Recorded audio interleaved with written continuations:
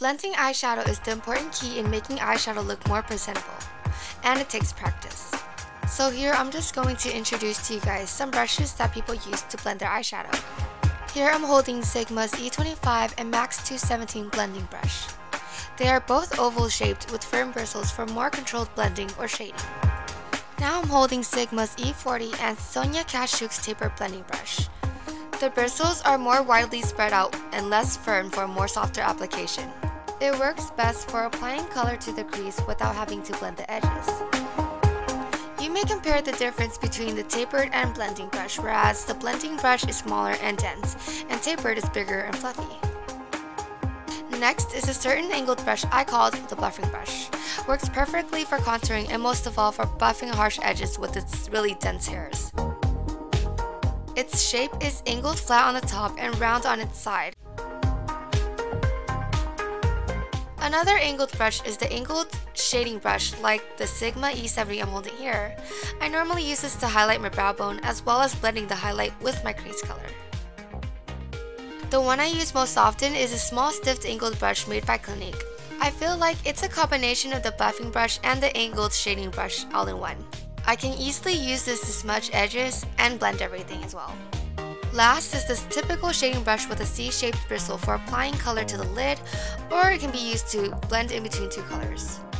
For the first demonstration, I'm going to show you guys how to blend eyeshadow by first applying the lightest color on the lid, and then the medium color onto the crease, and the darkest color onto the outer V. With my C-shaped eyeshadow brush, I'm just going to select any light eyeshadow and then start applying this all over to my eyelids.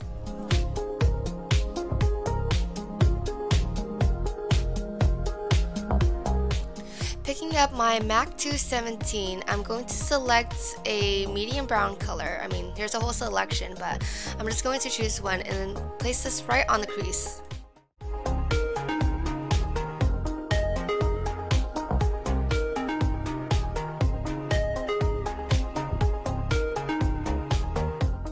I'm also going to start bringing it down and then place a little bit on or in the middle of the eyelid so that the lightest color and the darkest color will have a color in between for the gradient effect. Again, using the same brush, I'm going to select a dark or the darkest brown color I see here and then start applying this right in the corner of your outer V. And at the same time, you want to slowly blend this into the crease as well.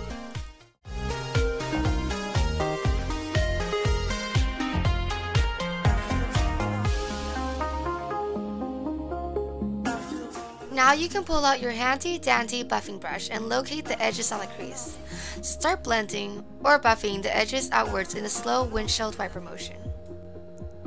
Well, this isn't exactly slow, but start off slow and you can move faster working outwards.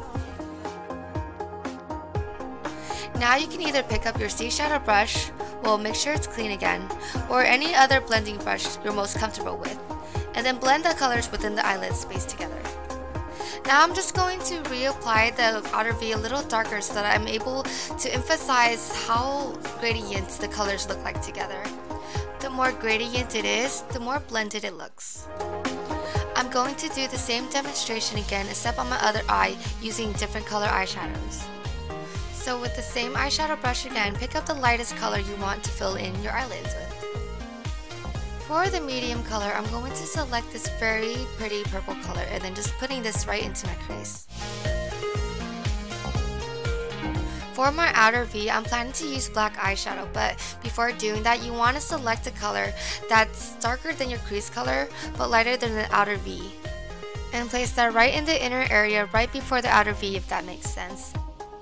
We want to try and achieve a gradation of colors and not just colors that jump from one to another. So here, as you can see, I'm applying the black right in the outer V of my lids, and then using my C-shadow brush again to blend the other colors in together, and with my buffing brush to soften the harsh edges. I'm going to reapply it darker again, and this time I'm going to use my favorite brush, and then clean out the harsh edges, or buff it out, or smudge it, whatever you want to call it. And as you can see, I'm showing you that any other brush works as well. And here's an idea of how the finished look might look like using the brown eyeshadow colors. And by the way, this eyeshadow style works perfectly for prominent eyes.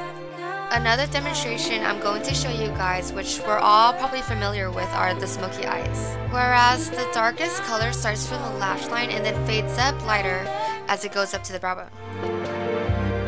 I'm going to start off first with the lash line using the darkest color I have.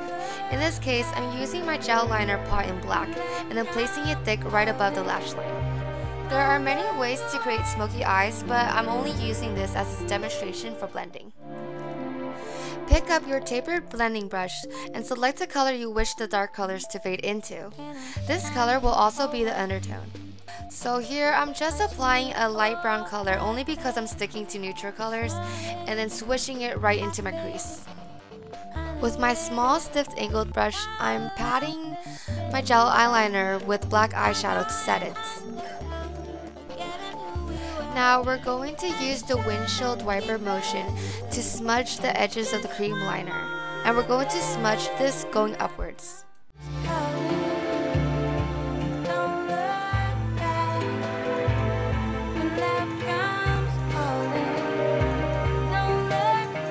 For blending this time, I'm going to use my angled shader brush and then just sweeping this right in the middle in between the crease color and the dark colors.